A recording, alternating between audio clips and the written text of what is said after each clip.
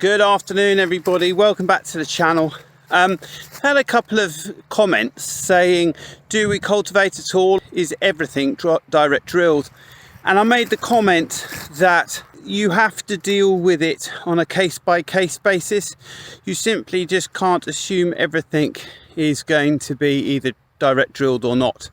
So this behind me here is some oat stubble, the site of the famous secondary tillers, and got combine before the storm, so we got most of it off. But as you can see behind me, it's greening up quite nicely now. I think it's just grain that's fallen out of the ear. It's spread around. It's oats, it's not something we worry about. However, it's beginning to sort of key in to the straw, the chopped straw, and this creates a bit of an issue where it creates sort of an unmovable mat. So we're quite worried about this, and hence we've decided to cultivate.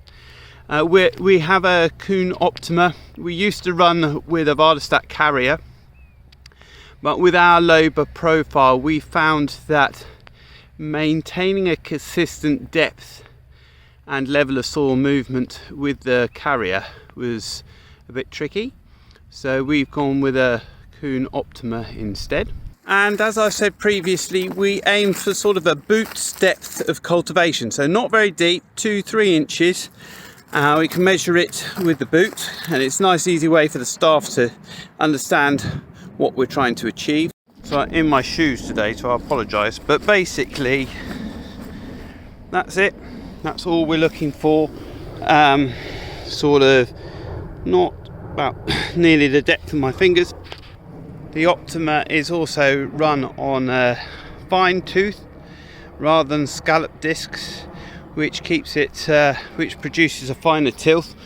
So we're getting a good mix here, and the next stage will be to go through with the Cultipress, which has an effect of both levelling the seedbed and breaking up the clods, and finally it hopefully stops a disc pan developing, because we run it with those top down tines slightly below the level of the discs, so breaking up the pan.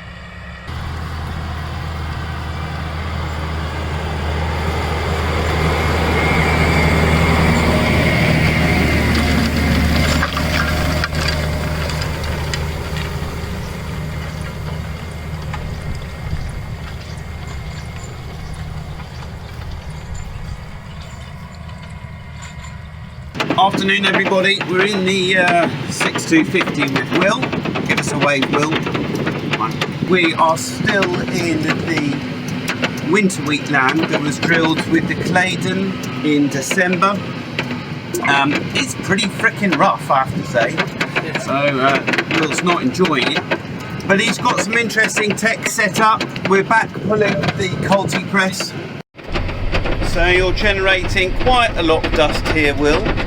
Okay, so to explain, this has had what first? This has had the Optimer.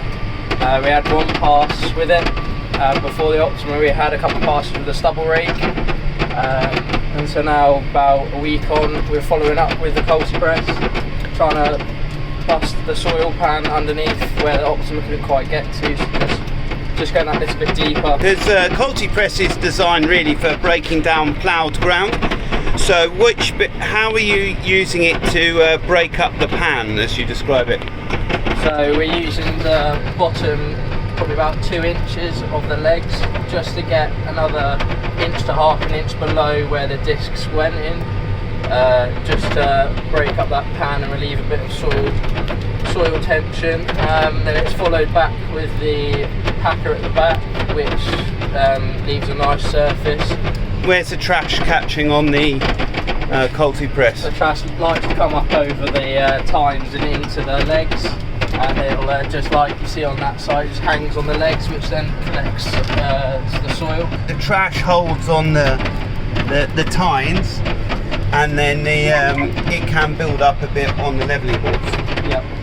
can you explain how you've got your screen set up or your joystick? This tractor has a iTEC system.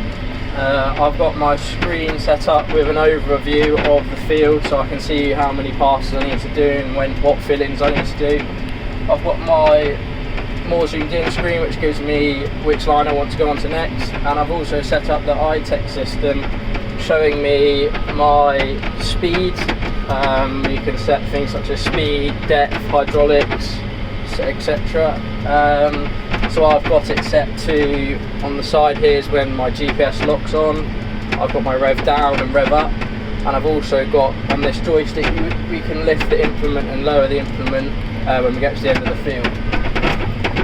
So would you say, are you enjoying the joystick? Do you think it assists driver comfort? I think it does, yeah, because instead of using 3 different buttons or levers etc. on the arm, you can all put it in one place. It's more streamlined, it's faster, and overall it's just a bit easier really.